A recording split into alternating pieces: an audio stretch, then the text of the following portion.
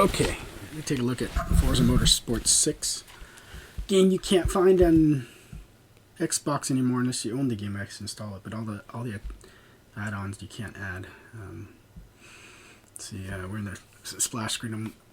I like this better than 7 because 7 they tell you there's a lot of cars, more cars than in 6, but they're not newer. But they put a bunch of like weird cars in there because they have truck races, like semi races, and like weird vehicles that kind of like that you see in Gran Turismo too. There were some like just really odd vehicles they'd had in there. This one had, I believe 6 had the most like sporty cars that you could find, at least like people that, you know, enthusiasts and stuff like that knew about. Not so much. They took it out in 7. You had to buy a pack, and they were very expensive. So let's go over. Should have named this one better. Let's go over the. I own some of these cars that I built. So let's look at the car. The Acura. This is the Type R, but I had a 1998 Integra GS-R. And I try to model this version like it. The only thing with the Type R is that it has 20 more horsepower. Let's see, so Forza Vista. My car is very similar. It had the bug eyes. Didn't have that front lip. It was different. The front lip is specific to the Type R. Didn't have the wing. I had the small wing. The GSRs come with like a little tiny wing that's just for looks, not to function. This one was actually, a little more functional. The tail lights are different on the this Type R. Mine were red, but they didn't have that weird lines in them, I don't recall.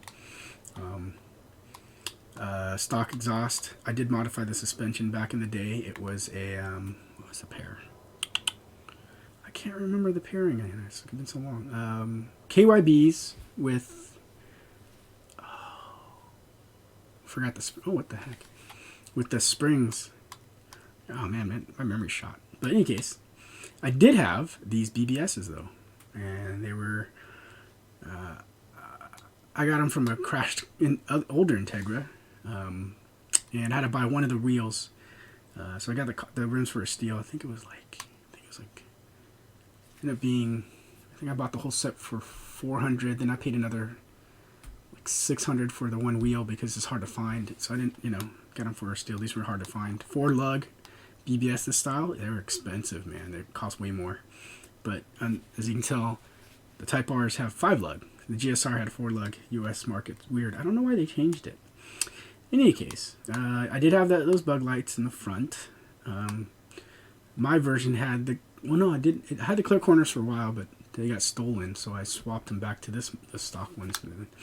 Let's see, how do you blow this up? The interiors are very much the same. It's like the GSR was a top trim model. Even the Type R was cloth for the seats. The GSR was leather. It wasn't the greatest leather, but it's leather all around. I think the Type R ran cloth on the doors in the seats, but the seats are definitely Recaro's. Very simple design. You can see the the air conditioning is just a switch, and then dials are pretty big, normal, which Acura did a lot. Oops, what did I do? Oh, it's a startup. CD player, ripped that out, put an Alpine in. I think I had that shift knob that was in the car.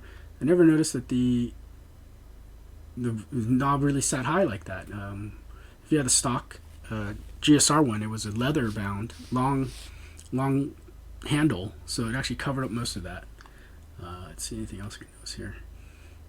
Airbags are standard, turn signals, nothing else, pretty much standard stuff.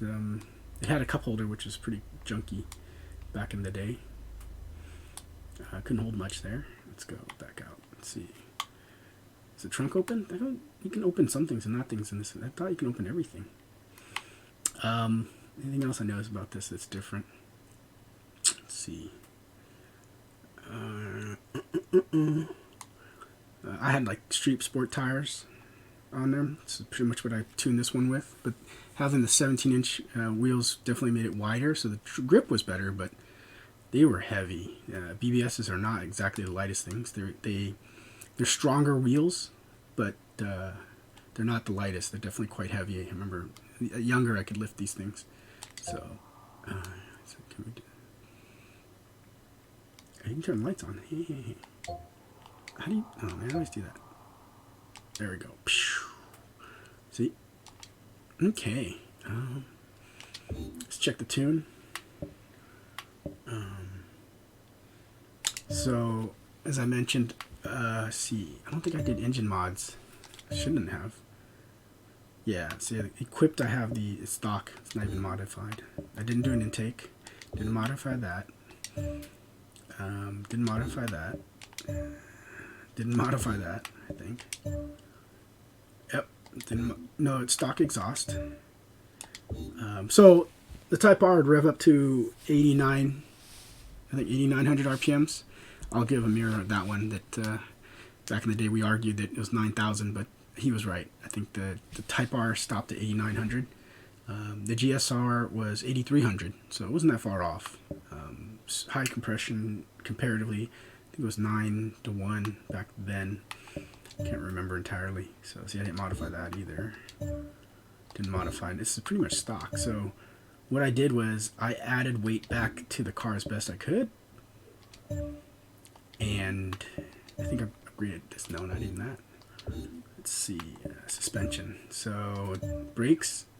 I did the pads, and so I did upgrade that. Suspension was mild sport. So it was KYB was the adjustable part for how stiff you wanted it. It wasn't very stiff, and the spring rate was pretty low. That was the springs. It's those red ones. I don't remember now. Getting old. Didn't change the sway bars, which I probably should have. That would have made a huge difference. I added weight by I think upgrading the chassis with these braces, so it added quite a bit of weight back to the car. So I didn't remove anything, left everything. The radio was all intact and stuff like that, speakers and such. I think I upgraded the clutch to stage 1 back then. It was very grippy. Loved it. Firm feel. If you know anything about Honda, their clutch pedals are very soft. It's like almost like butter, if you could say. I did a custom transmission so I can get the gearing to be the same as the GS-R. I revved the engine speeds to match the top speeds of the car. So it's set up. Limited slip. I think I shut it off because it doesn't have one. And then, like I said, the tires were. Let's see, what did I buy? Street Sports. Only went up one level, and I went wider because they're 17s and BBSs. So the wing I couldn't change because they don't have choices for the Type R. It's like you put in the car, what's the point, right? I guess I could have done this, but I did have a wing on the car, so I left it on there. That's it for the mods. Let's take it for a ride. Let's see. Where's that? Where's free play? Free play. There it is. We'll do this track. I like this track. Let's see, I'll use it a lot. There's turns, ups and downs, some tight, some wide. You see the car is not very fast. But if you're in the car and you owned it, it felt quick. 170 horsepower was not bad. 128 foot-pounds of torque. It was comparable to the B16s, B18s weren't that far off from each other. 128 foot-pounds of torque was a lot for a little car like that, I guess you could say. Considering the car's weight and everything is heavier than a Civic, it was, they did mild upgrades to it to keep it running. It was 1.8 liter, which is funny. Cars are 1.8 and you don't notice how much they pump out of them to get the power. So.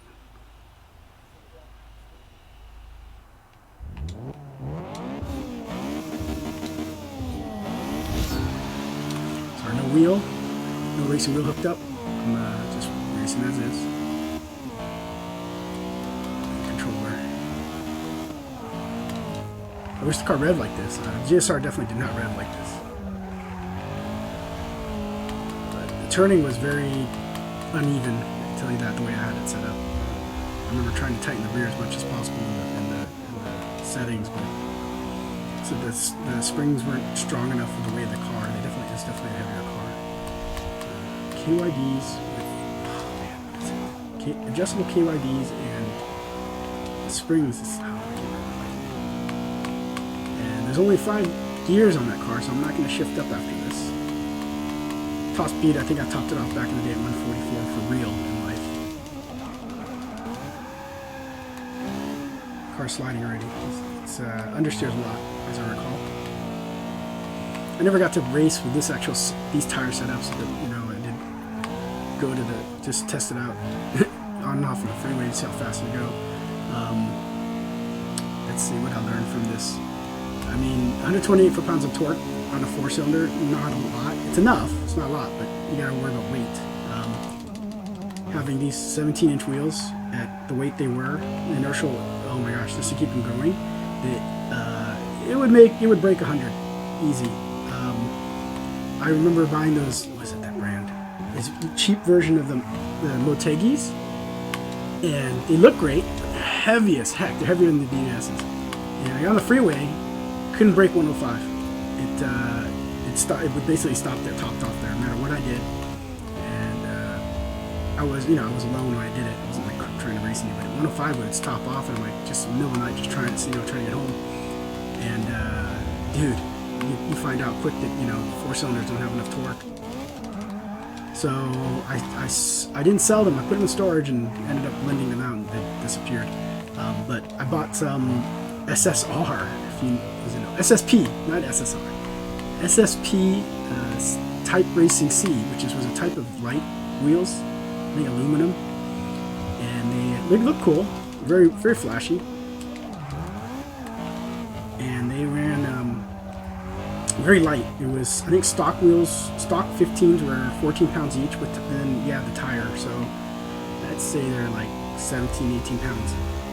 These ones were 14, I think, at 11 pounds. So it could go, and I got on the freeway. I remember testing it out, driving home one time, and that thing blasted like 120. I was able to hit 120. It's fast for me. I thought there was a limiter of some sort. I don't remember, but man, I hit 120. I was like, whoa! On the freeway, it actually gets quite scary in a small car like that. So a little bit off. So then what happened was, later on, I would just roll on those SSPs, and I bought the S2000, and then I was actually registering the S2000 at the DMV, and about to drive to work, making a U-turn on a rainy day, and this truck decides to broadside me. And he goes, "Where'd you come from?" I'm like, "Dude, you were behind me. You decided to turn and not look." And he made a U-turn after I made the U-turn, but decided to hit me. And he pushed me into the curb, popped one of the, didn't break the wheel, but he curb rashed it so bad that the lip came off on the rim. I made it home, and it was, I gotta say, it was a trip because I had to put the wheels on, get it repaired, and it just wasn't the same anymore, so I sold the car at that point. Story goes, sold the car and ended up buying an NSX. So late model NA2 NSX, and so that's what I got. I'm going to pause the race for a little bit. I got somebody's on the line. You see, they're not going to talk while I'm on the line, so I'm going to stop the stream probably at this point. Thanks for watching.